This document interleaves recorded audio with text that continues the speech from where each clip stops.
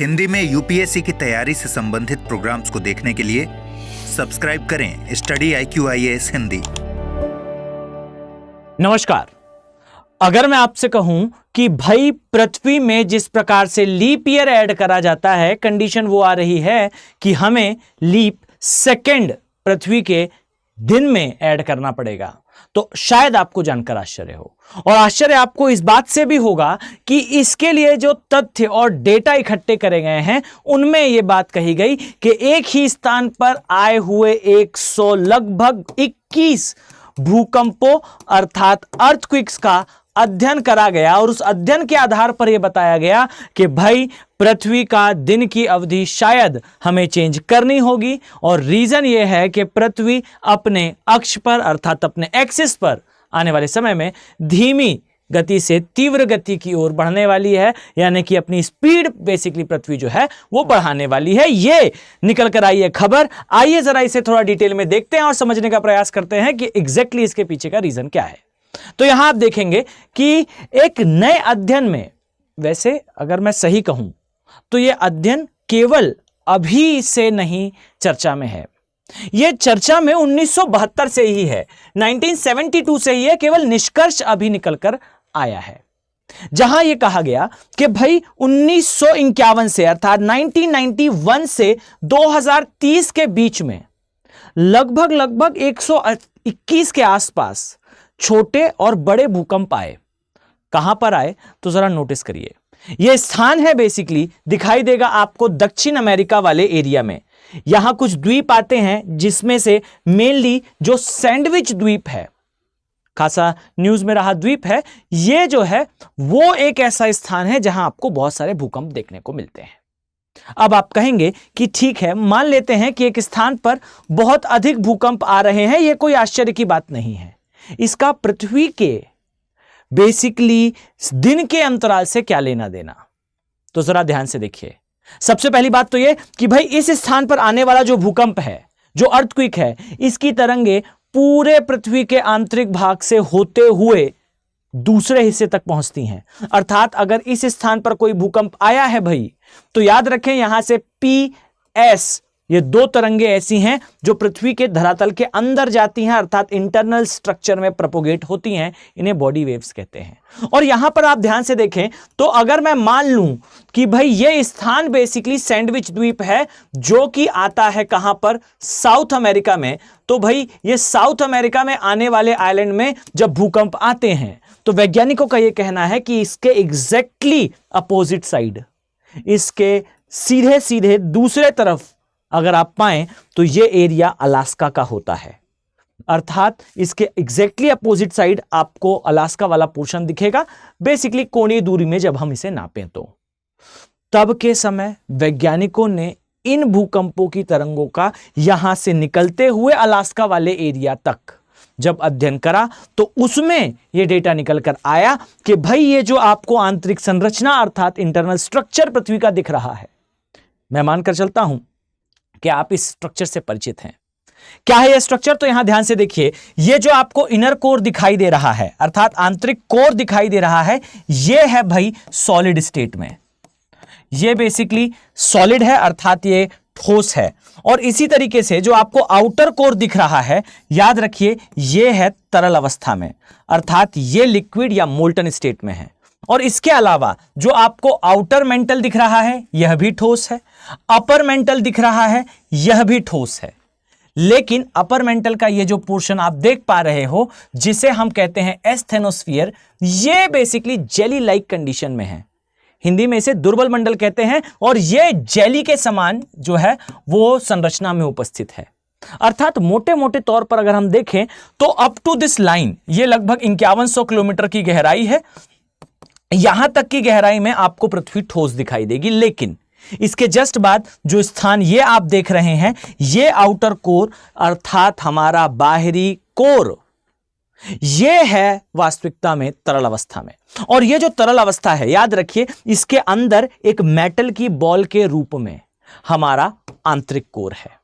अर्थात अगर मैं आपको पृथ्वी अंदर से कैसी है यह दिखाने का प्रयास करूं तो इस इमेज में ध्यान से देखिए, आप पाएंगे कि पृथ्वी अंदर से कुछ इस प्रकार की दिखाई देती है, जहां पर आउटर भाग जो है वो कठोर है और अंदर आपको ये जो स्थान दिख रहा है, ध्यान दीजिए, ये वाला स्थान जो है वो तरल अवस्था में है और अंदर एक सॉलिड मेटल की बॉल है। अर्थात ये पूरी पृथ्वी ठोस, अंदर से उसमें तरल और उस तरल में डूबी हुई एक लोहे की, एक मेटल की बॉल। अब आपके दिमाग में प्रश्न आएगा कि इस जानकारी का हमारी पृथ्वी के बेसिकली दिन और रात की या 24 घंटे की अवधि से क्या संबंध है। तो जरा ध्यान से सुनिए, बात असल में यह है कि वास्तविकता में पृथ्वी का जो आंतरिक कोर है, यह कोर भी अगर आप देखें तो जैसे पृथ्वी घूम रही है, कुछ उसी प्रकार से आंतरिक कोर भी बाह्य कोर के अंदर घूम रहा है। यहां पर आप ध्यान दें तो आप एक बात नोटिस कर पाएंगे कि यह जो आउटर कोर है, इस आउटर कोर में आपको दिखाई देगा कि भाई इनर कोर एक ठोस बॉल के रूप में गोल घूम रहा है।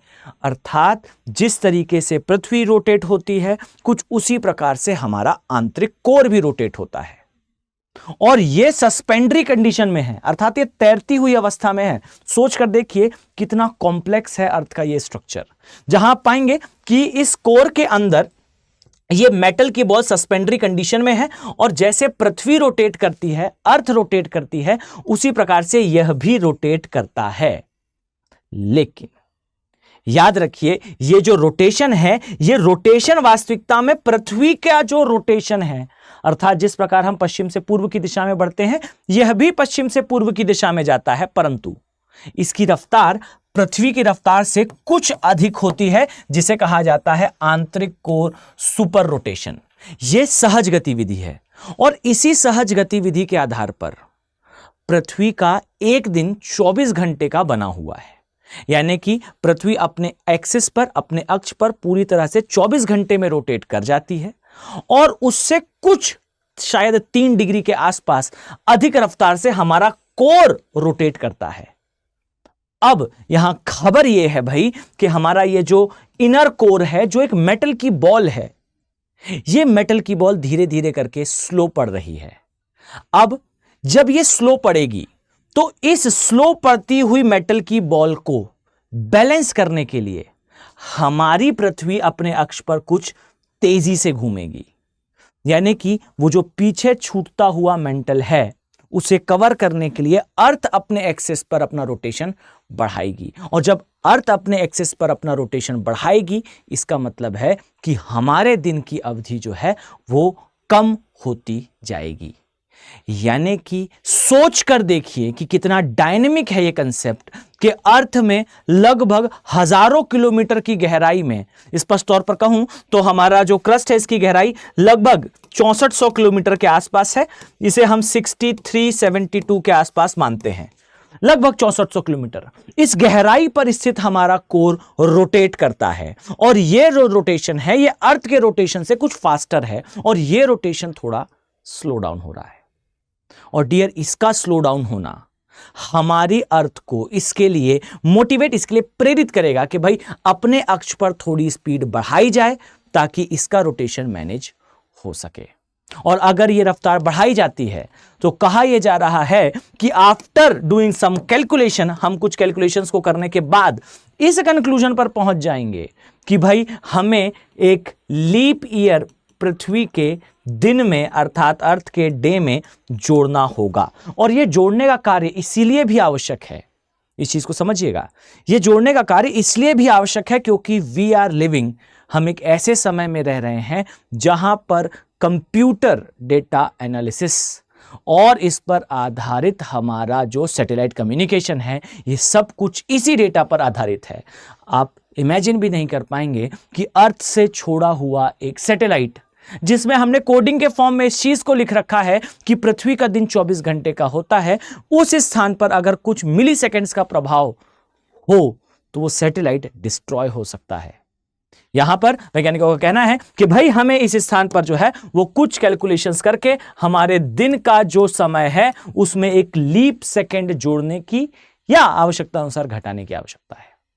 अगर पृथ्वी की गति बढ़ जाती है तो हमारा 24 घंटे का दिन कुछ कम हो जाएगा। यहां पर जब ये कम होगा तो हमें उसमें जोड़ना पड़ेगा लीप सेकेंड। एक न्यू कंसेप्ट है आईएएस की तैयारी करने वाले स्टूडेंट्स के लिए।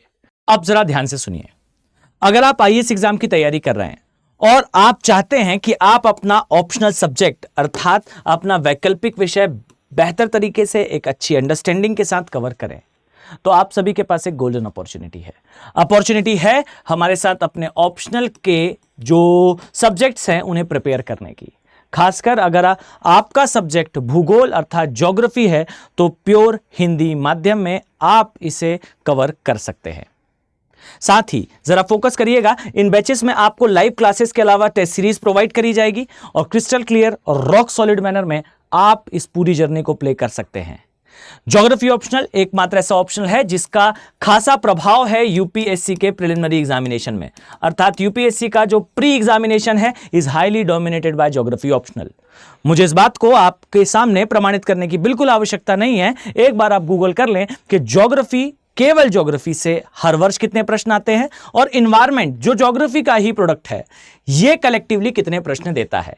लगभग 30 प्रश्न का आप एवरेज लगा सकते हैं। बीते 5 सालों में 30 से कम प्रश्न कभी नहीं रहे ज्योग्राफी एंड इन्वायरमेंट के कलेक्टिवली। वो एग्जाम जहां कट ऑफ कभी भी 45 से 50 क्वेश्चंस के ऊपर नहीं होता, उस एग्जाम में आपको 30% क्वेश्चन या मैं कहूं सीधे 30 प्रश्न बनते हुए दिखाई देते हैं ज्योग्राफी से। और याद रखिए, अगर आपका वैकल्पिक विषय अर्थात ऑप्शनल सब्जेक्ट ज्योग्राफी है तो फिर ये questions they were like a peanut for you, यानी कि वो प्रश्न जो अन्य अभ्यर्थियों के लिए बेहद कठिन होंगे आपके लिए वो बेहद आसान होने वाले हैं, क्योंकि आपका ऑप्शनल सब्जेक्ट होने वाला है ज्योग्राफी। इतना ही नहीं, ध्यान दीजिए कि ये जो ऑप्शनल है ये जीएस पेपर 1 पूरी तरह से कवर करता है, अर्थात इस ऑप्शनल को ज्वाइन करने पर आपका जीएस पेपर फर्स्ट पूरी तरह से कवर होगा और साथ ही आप पाएंगे कि इस ऑप्शनल के माध्यम से आप 300 प्लस मार्क्स स्कोर कर सकते हैं। तो वेलकम, अगर आपका हिंदी माध्यम है तो ज्योग्राफी ऑप्शनल आपका वेट कर रहा है। 30 जून इसमें एडमिशन की लास्ट डेट है। क्लासेस इसमें स्टार्ट हो चुकी हैं। 17 तारीख से इसमें मैं क्लासेस कवर कर रहा हूं। मैं ये मानकर चलता हूं कि वो सभी सीरियस आईएएस एस्पिरेंट जो अपने फर्स्ट अटेम्प्ट में इस एग्जाम को क्वालिफाई करना चाहते हैं और अपना ऑप्शनल सब्जेक्ट ज्योग्राफी बनाना चाहते हैं वो इन बैचेस में जरूर आएंगे। मिलते हैं नेक्स्ट वीडियो में। Have a very nice day. Thank you. Hindi में यूपीएससी की तैयारी से संबंधित प्रोग्राम्स को देखने के लिए सब्सक्राइब करें स्टडी IQ IAS हिंदी।